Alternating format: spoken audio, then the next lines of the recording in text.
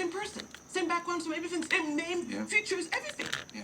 Now I'm starting to think, maybe it doesn't have to do with the person. Maybe we're talking about something that has to do with the place that they came from or the place that they're going to. So this little thing is starting to be in my mind. Again, remember, this is not something that I woke up to overnight. I'm like, voila, I got my It took me for a long time, and I had to face off, to have many different ideologies face each other. I had to really have a reckoning, literally in my heart and in my mind. And so then that's what I'm thinking. It cannot be. It cannot. No. It's the same people. It has to be about the place. But then what about this place? But then even about the place, you're thinking, again, two countries, different background, same outcome, same background, different outcome. What is this? And then I go on. I start. I am in Silicon Valley in the late 90s, early 2000s.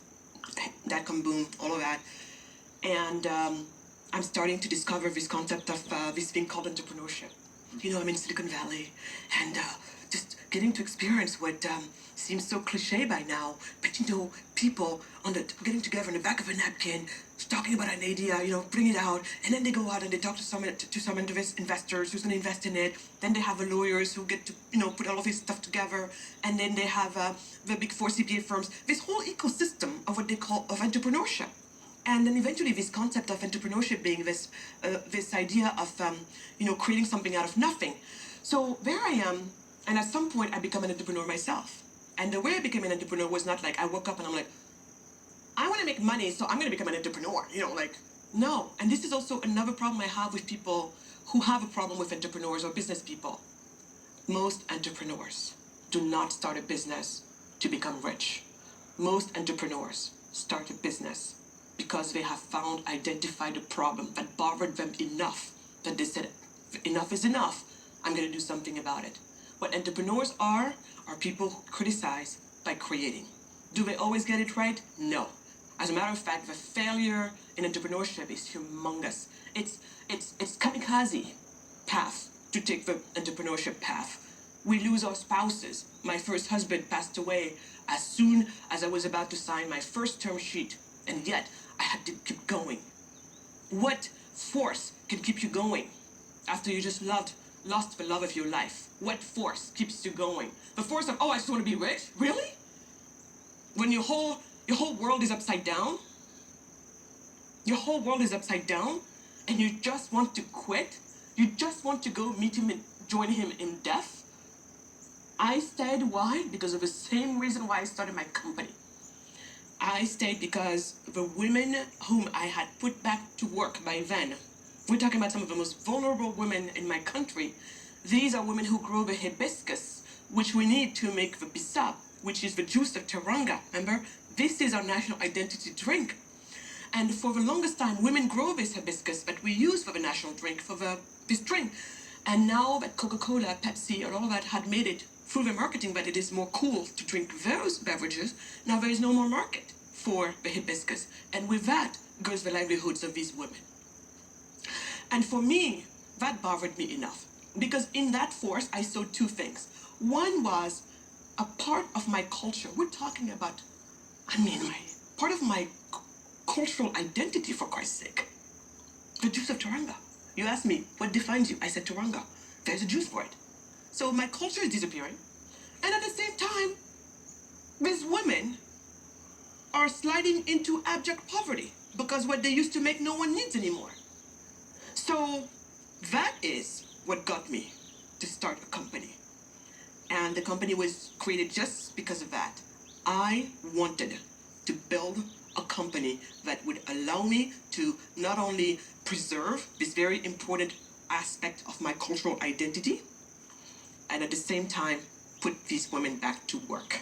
And maybe it's more difficult to put into words, but there's a kind of, it's a basic human spirit where you see the place where you came from breaking apart in some kind of way, and you have the entrepreneurial fire that dreams of helping. Yes. And that, sometimes it's hard to convert that into words.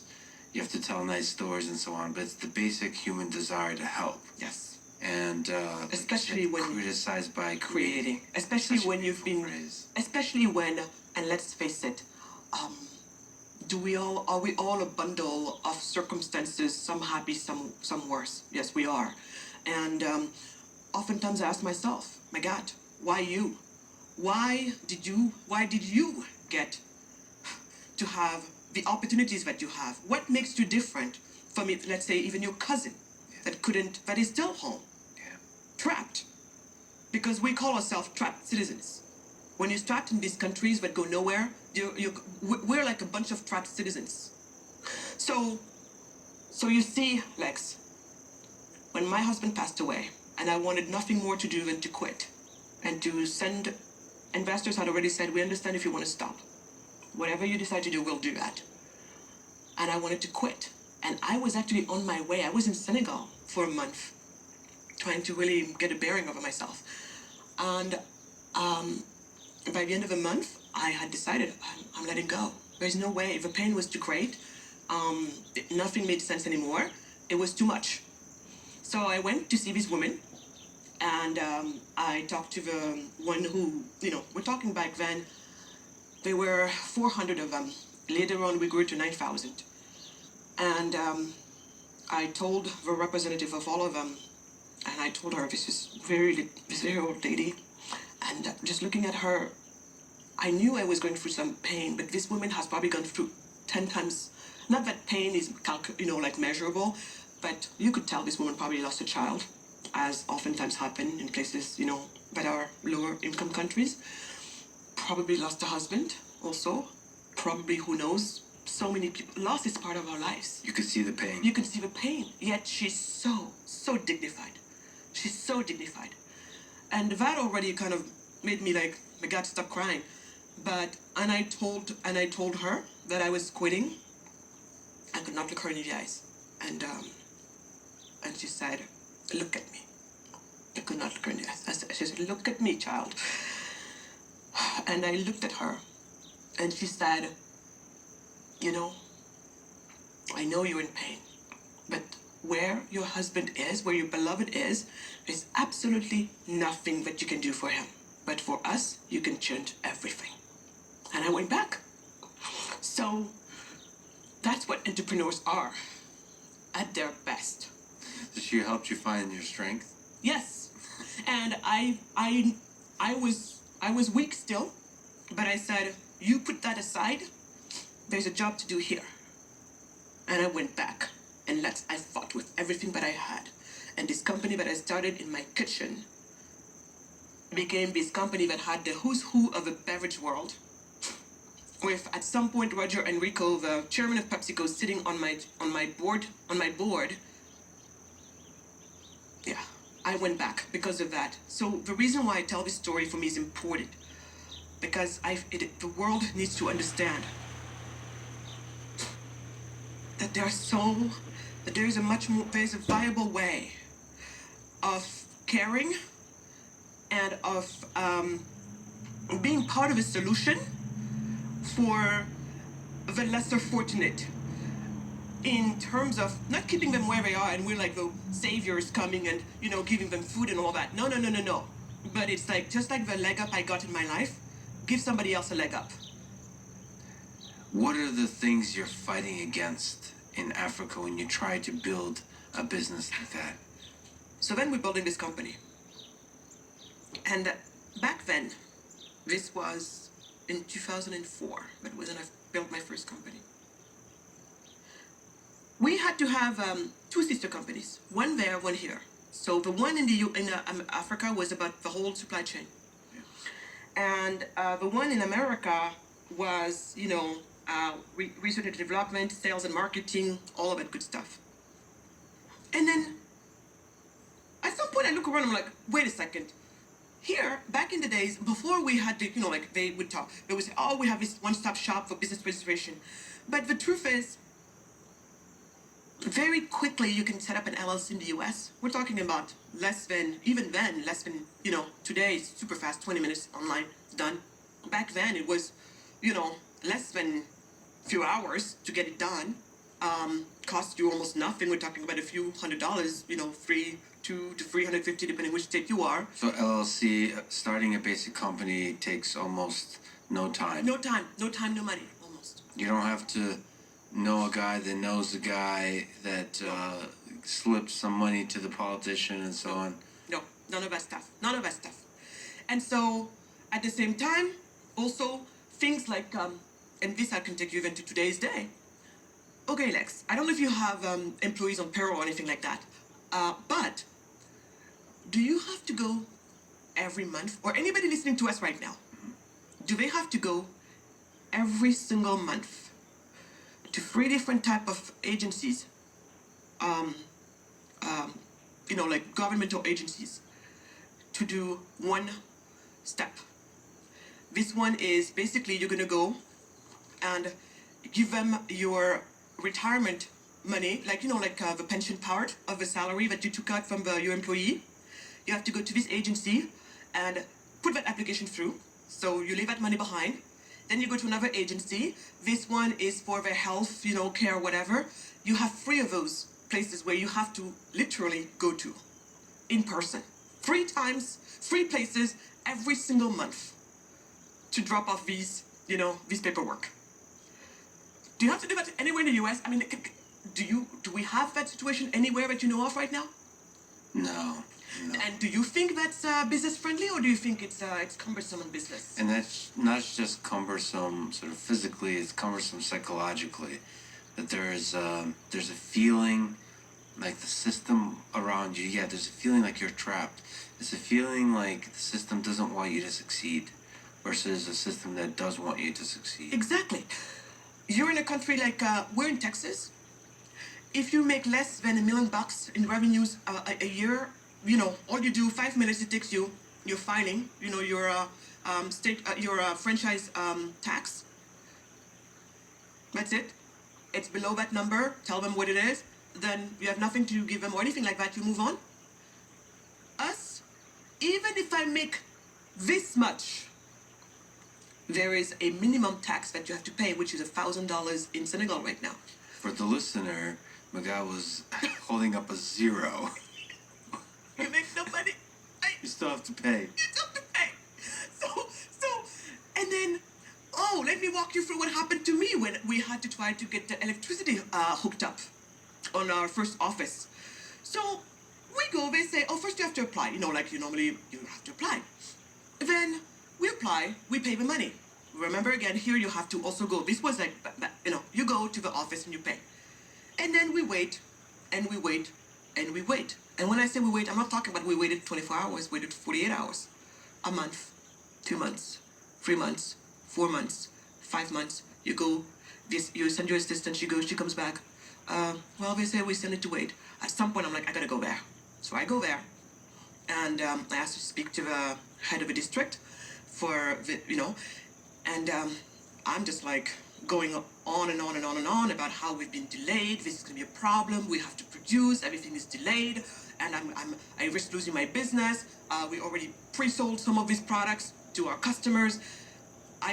Something needs to happen. So at some point, the gentleman looks at me. He's like, "Lady, look over there." I look over there. I see a pile of paper this high. We're talking about maybe hundreds of applications.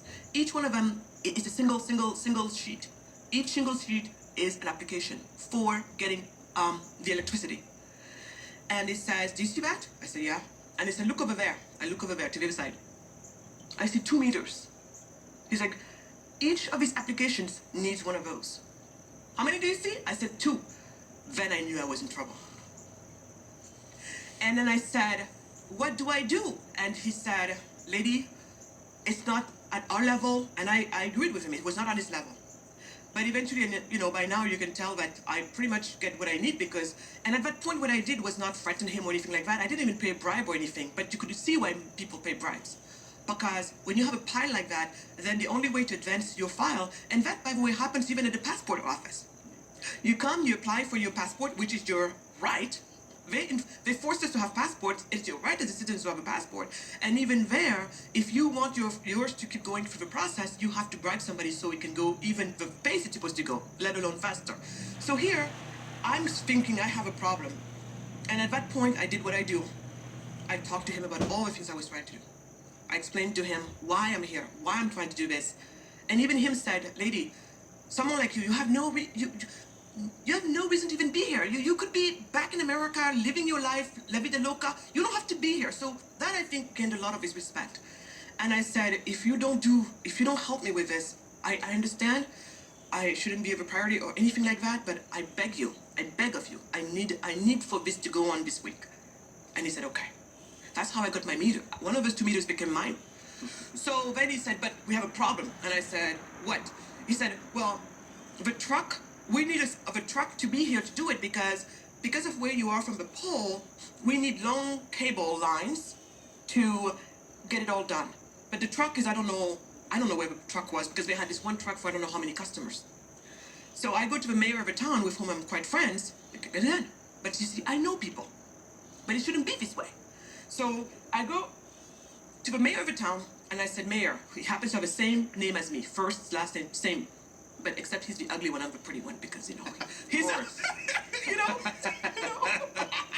right? That's so people can tell you apart. She's the pretty Exactly. one, right? I'm the pretty one and he's the whatever. So I go to Mayor and I'm like, Mayor, I need your help. You need to help me with this. He's like, now what? And I explained to him, and he's like, okay, you can take the truck from the city hall. I'll tell the guys that they can allow you to have it, and then they come, and then you guys can do this. And then we arrived there. Guess what? I thought I was done, Lex, but I was not done. Because now the electricity company, by the way, whom we paid, everything was there. They've been sitting on our money for 9 months by now.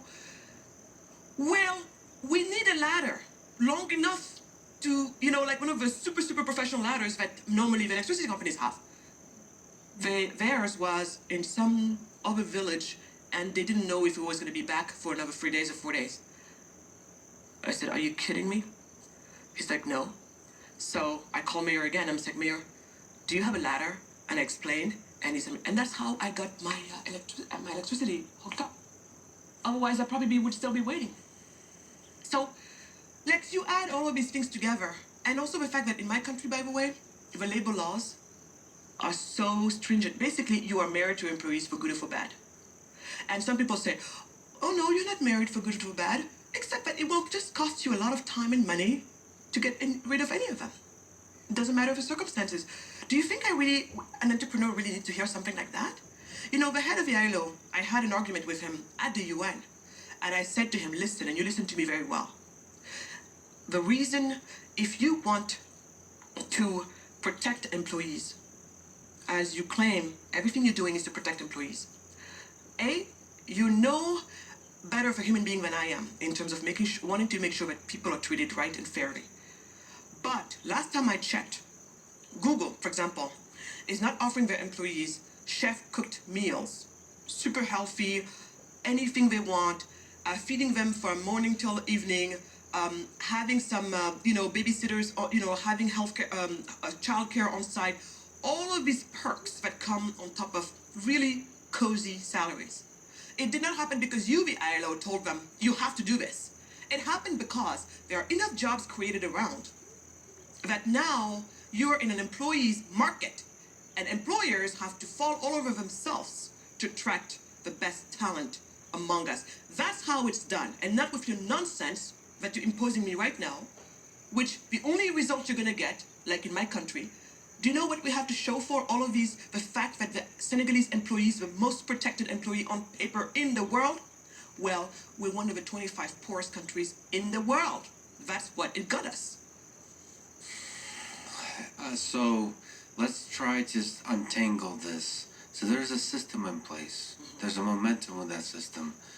Like you said, lady, it's not my level, which is, for somebody who grew up in the Soviet Union, at least echoes some of the same sounds I heard from people I knew there.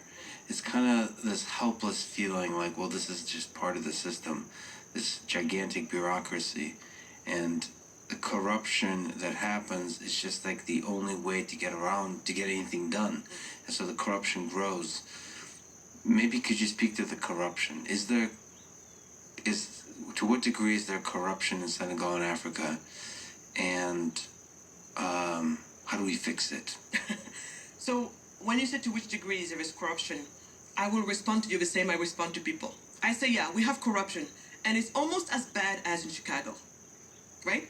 So now, what I want people to understand when it comes to corruption, it's because we are misguided with corruption. We think corruption is the root cause of problems, when corruption is simply a symptom of a deeper root problem. In this case, if you make the laws so senseless, meaning, let me give you an example of senseless laws. Every time I have to import something in my country, I have a business. We're making lip balms in this case and other skincare products. Some ingredients I'm able to find in the country at the standard that I need in order to remain competitive. Because, for example, our products are sold at Whole Foods Market. You can understand it's a pretty sophisticated and really, they don't just put anybody on the shelves.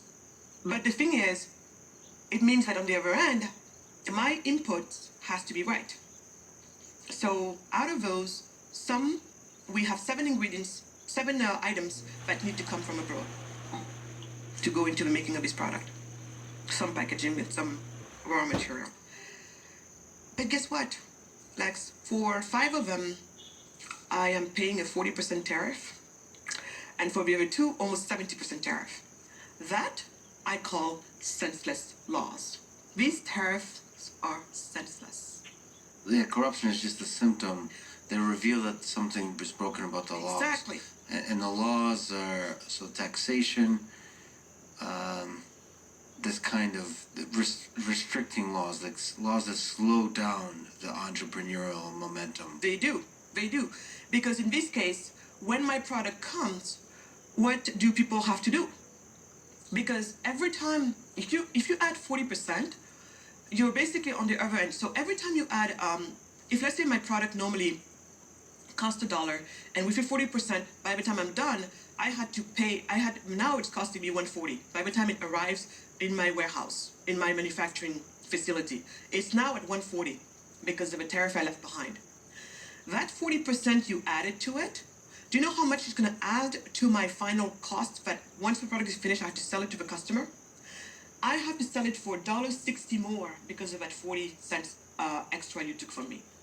In order for me at the end of the day to have some type of profits, because profits at the end of the day is the blood of a business. There too, people are misguided. They say, oh, you dirty, greedy business people, and it's all about profit, profit, profit, profit. I belong to this organization called, I'm a board member on the Conscious Capitalism. It is the largest organization of purpose-driven businesses and entrepreneurs. The type of people I told you about, we start our businesses because we see something that needs to be taken care of in society. Whole Foods Market is one of them.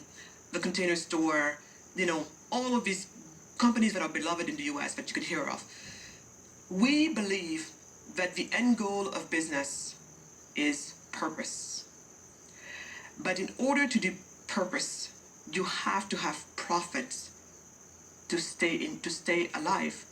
And the best way for people to think of profits so that they're not all twisted about it, Lex, if I asked you, what's your goal in the world? You're probably going to tell me your dream. You're going to talk to me about what you're doing right now and how you want to be uniting, you want a more harmonious world. You want human flourishing. That's what you're working towards. That's what you say to me. You're not going to say, well, my biggest goal in the world is to produce as many red blood cells as I can. Mm-hmm. Except you need to produce those, otherwise no Lex. And if no Lex, no one working. Yeah. You know what I mean? Yeah. So that's all. So people need to stop with this whole profit, Do we have some psychopaths among us? Yeah, 1% of us in this world are psychopaths. In every field, anywhere you look. And surely you find that in the entrepreneur's world as well. Yeah, so we have 1% of us who are psychopaths for sure. But do they define the rest of us? Absolutely not, and thankfully not. So let's just be clear on that. So here, you charge me 40% tariff, which is outrageous. then you're forcing me to sell it for $1.60 more than my competitor who does not have to go through that nonsense because she's an American woman who is operating in America and she doesn't have that nonsense put on her. So now on this market, competing against this woman eye to eye. So if we're selling the same value product, mine cost $1.60 more simply because of some stupid rules from back home, then guess who's going to stay in business and who doesn't? See, they want to talk about equality. That's the type of equality I want to see. The playing field has to be leveled. I told you English is my fourth language. So Plus, two people talking. Between us, maybe we'll have this English thing figured out. we'll have it figured out. So the idea of capitalism, the idea of conscious capitalism, is the thing that, in large part, enables this level playing field. That's what we want. So what you're trying to say. So here, so when I talked about census laws, that's an example. So when you make the tariff so high that you're going to render me, non-competitive, then that's where, for people, it might make sense. When the product arrives at port, they say, hey, I give you this. What I give you, maybe it's 10% of the price or 5%. It's surely not 40%, but you are happy with it. You're the government official. That's what we call a bribe. And me, I'm like, hey, I saved myself money, and also I saved myself time. But you see, if the laws where you pay 5% or even the 10% that I just left behind, or nothing, you come, you pay, you move on. Because who has the business of fooling around and staying behind? And no, you do that when it's actually makes sense to do that. So I'm not sitting here telling people I engage in unlawful practices. In my case, because I'm around saying the things I'm saying right now, so I'm a target. You have to do things cleanly, and I believe in doing things that way. So what I had to do was go to the Ask Again Mayor. We have a problem. Mayor is, whenever he sees me, he's like, now what? So I'm like, we've got a problem. Your best friends now. So I said, now it's the customs. And he's like, what do you want me to do?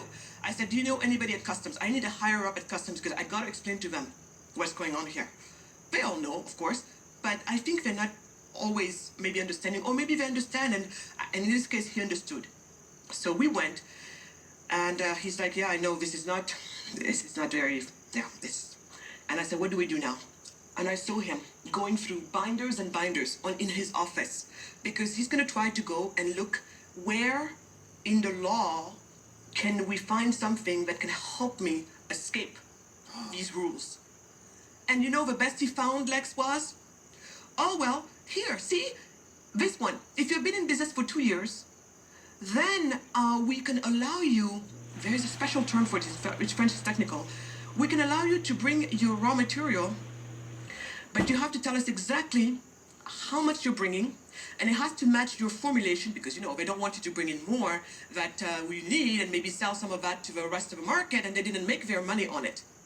So there, it means I have to give them my recipe. Imagine Coca-Cola being asked to give their secret sauce to government officials in a country that you can't even know what might happen.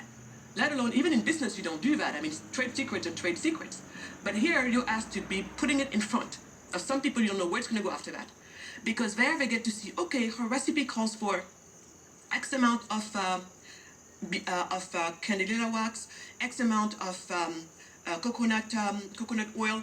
Okay, and on top of that, we have to think about how much spoilage might there be or not, because again, we don't want her to buffer it over there. So you have to get naked in front of them in terms of your recipe, which might end up only God knows where tomorrow. Maybe competition, or maybe even them. They start a business and they compete with you, because we've seen that. So you have to do that, and then each time fill out the paperwork, get the approval, then it can come in. So when it can come in, you don't have to pay that tax. Oh, and by the way, you have 1 year to make this product and get it out. And all of it needs to be back out, because if any of it stays here, you're gonna pay the taxes that we held up. So you're basically forced by these census laws to be dishonest if But you where want to corruption, succeed. all of this is so cumbersome, because it means more paperwork everywhere. Maybe having to disclose your things. So me, in my case, what I did is, this person said, okay, we're gonna see how we can work with you, but for the first 2 years, we were more or less in the gray area. Yeah, so So what but does even gray area is good. yeah, but let's, what does it mean? In a situation like that, whenever they want to mess with you, it means they can come and they will look and they will find something. So it means that every day I'm trying to do business, I'm running the risk of being harassed and or maybe even put in jail, depending on what it is. I mean, you're an incredible person because it seems like there's two ways to change this. Uh, become president or gain power in the country and to try to change the laws, which seems really difficult to do. And the other way is fight through the laws and create the business anyway, build the business community, and through that method create a huge amount of pressure to change the laws. You're totally getting it with your last part. Because see, this is the other thing. And this is where I get so upset sometimes with my fellow Africans because they get so disgusted by what they're seeing, right?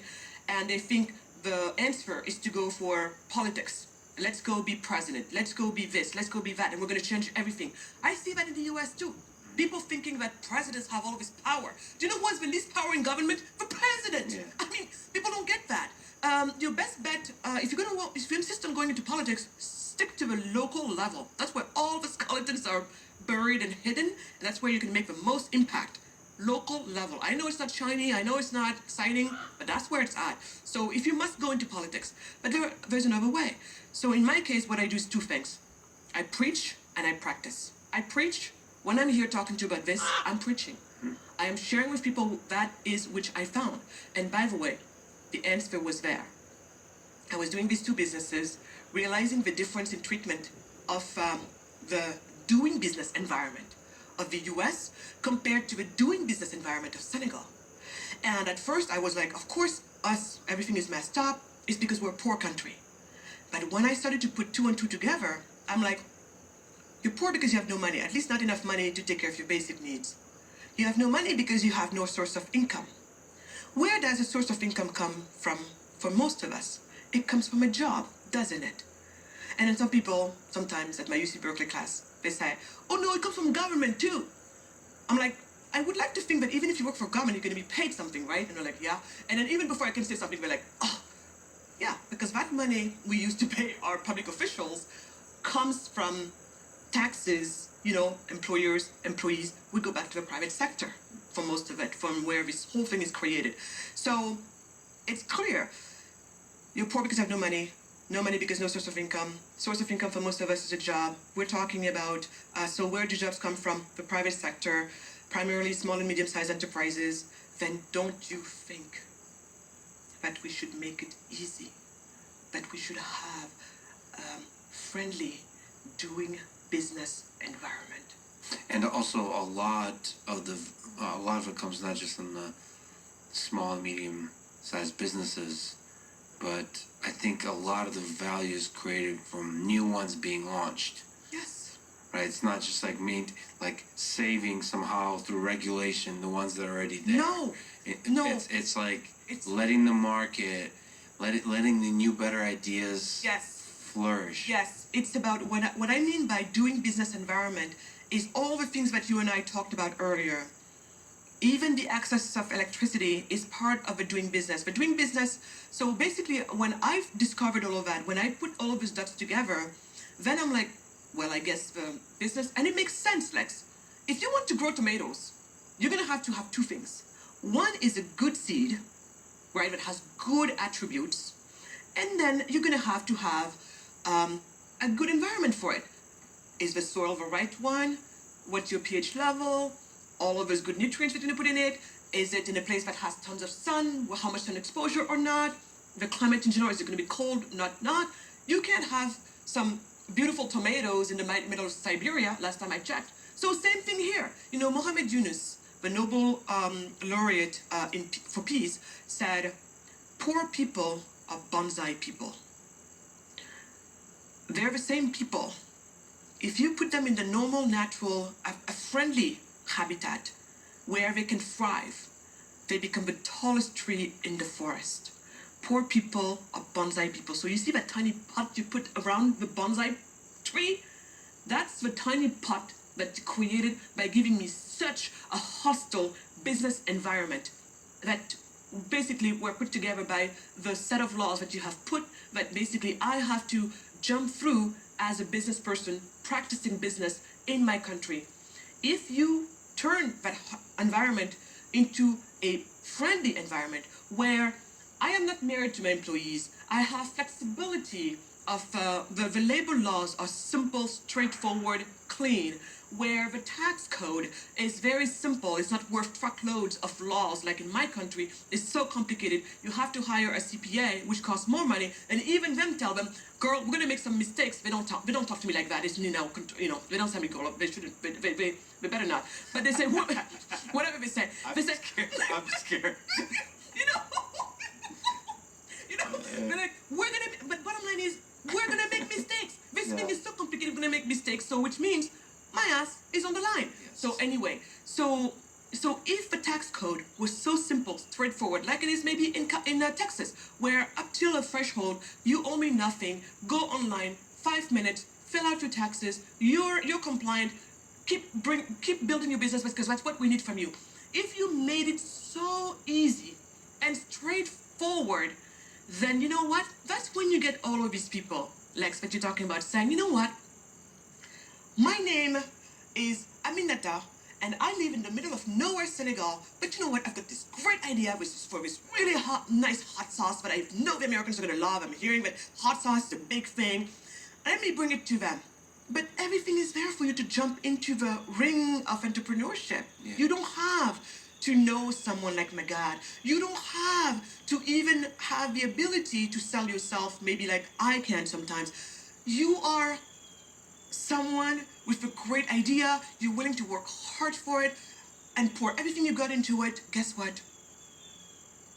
It's there. You can get into the race. You can be a dreamer, and you can be a dreamer in a rural little village, and then that has ripple effects throughout the entire country. Young kids growing up, I want to be the next X. Yes. Whatever. And it doesn't have to be, the next Steve Jobs. That seems really far away. At all levels. It's at all levels. You create local heroes because representation matters. Yes. Right? So, and we are so badly in need of that. And so that's what all the things that have been stolen from us as long as things remain the same. So, Lex, once I found out that basically at the end of the day, the answer is economic freedom, and that when it comes to that, the economic indices that measure that, whether it's the Doing Business Index ranking of the World Bank or the Fraser Economic Freedom Index of the Heritage Foundation, when you look at all of those indexes and others, what do they have in common? One after another, they show you that it is harder to do business in almost anywhere in sub-Saharan Africa than it is, per se, anywhere in Scandinavia. So it is telling you that Scandinavian nations, that socialist Americans tend to love so much and take as an example, over there too, they're showing you that they don't understand what's going on really in Scandinavia, that Scandinavia is more capitalist. Scandinavian nations are more capitalist than almost any sub-Saharan African nations.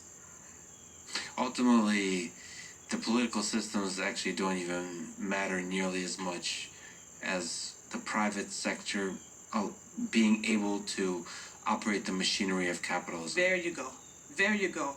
There you go. And it's almost like I said, it's almost like its own little widget within it. You can have whatever type of society you want to practice, you want to exercise at whatever level you want to.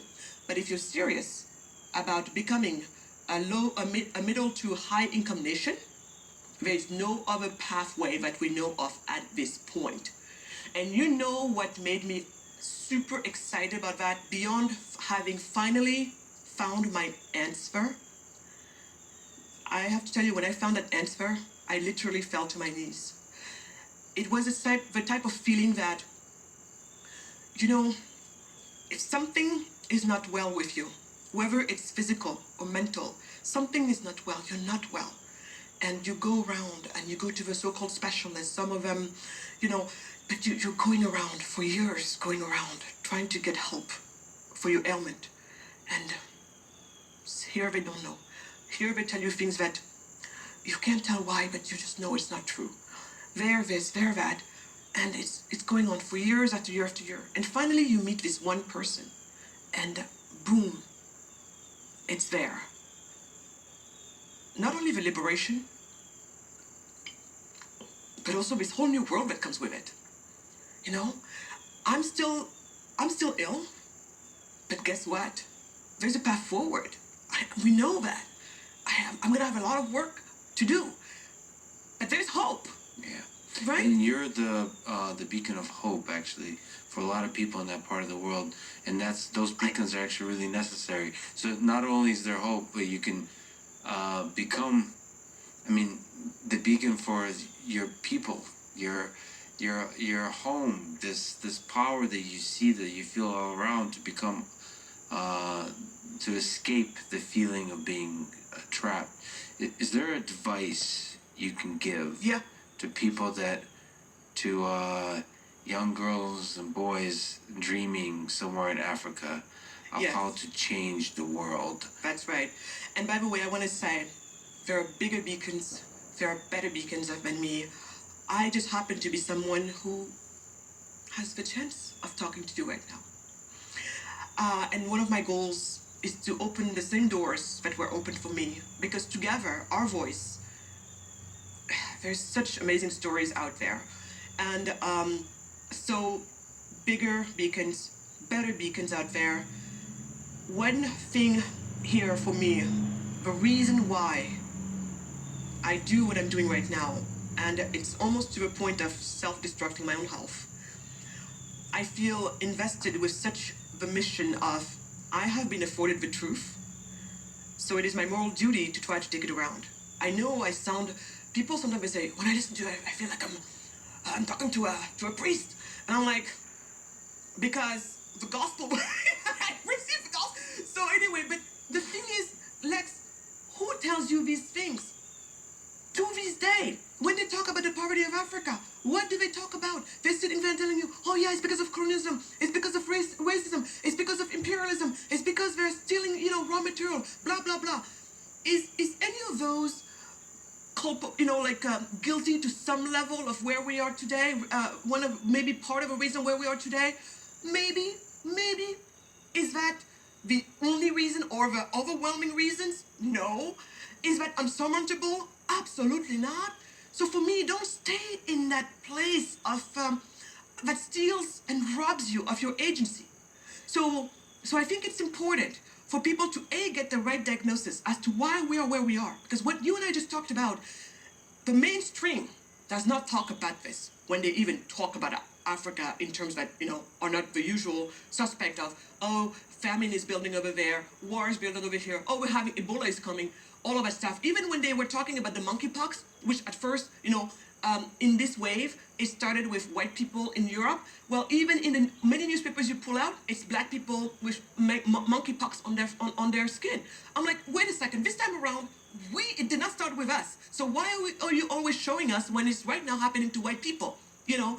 So all of that is happening. So for me, the thing is, the world simply right now does not have the right diagnosis as to why this continent right now, despite all of its riches, because Lord knows it's got riches, starting with its young population. 75% of the population in my country is below the age of 25 years old. So when we're talking, I know we're talking about, repopulation, is an important, we're going to have to go for that. Maybe you'll get me going about climate change, I don't know, but anyway, so here my point is, we need the right diagnosis as to why this continent is the poorest continent in the world, despite its riches, starting with its young people, all the natural resources, diversity in land, people, cultures, languages, everything that make for great ingredient for awesomeness. Despite all of that, we are the poorest region in the world. People need to know that the reason why that is, it's because we also happen to be the most overregulated region in the world. At the end of the day, what Africa, and I dare to say Africa here, and treat it as one, we are 54 countries, 55 depending on how you count, yet we almost, for a tiny minority of these countries, we almost all lack one of the most crucial freedoms that there are if you're serious about prosperity building. We lack economic freedom. And economic freedom is the thing that unlocks that human potential of the Yes. young people. Just Yes, for them to run with their ideas, to start businesses or to start initiative. It doesn't have to be for profit all the time, right? But it is this thing that gets you to get up and go and do something. Criticize by creating. Young people are naturally wired to want to criticize by creating. They're not sitting around waiting or complaining usually, unless you put them in a tiny box and they have no other way to go. And in this situation, what they do, let's talk about pre-colonial Africa.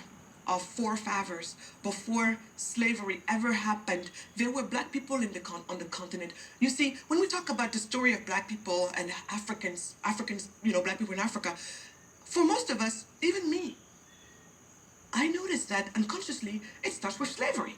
But you're like, no, we were there before white men ever set foot. Who were we? What were we doing in our diversity? What economic systems were we running on? And then you realize that for most of them, they were free marketeers and they were very much on the free trade, on the free enterprise side. So even that is a reinforcement. This is a place where we do not understand our history.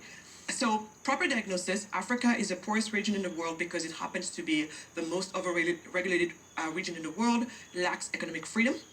Number two, what do we do about that? We got to become serious about reforms, economic reforms, so that we can become beacons of free markets. Just like the Asian tigers, that's what the Asian tigers did. They had to become serious. Singapore, Taiwan, South Korea, those guys had to become serious about the free markets. Lee Kuan Yew, when he's just like, we got to do something, and he looked around and he realized at some point we got to make these reforms, and he went on to that journey of reforms, making his country one of the most free market, countries in the world, and voila, the magic happened. Back in the, in the 30s, the stock market crash, and the Great Depression and everything, the world, and with all the lies that were told to the world coming from the Soviet Union, Stalin, while they were starving and dying over there, but oh no, Durante was telling the world that, oh no, everything is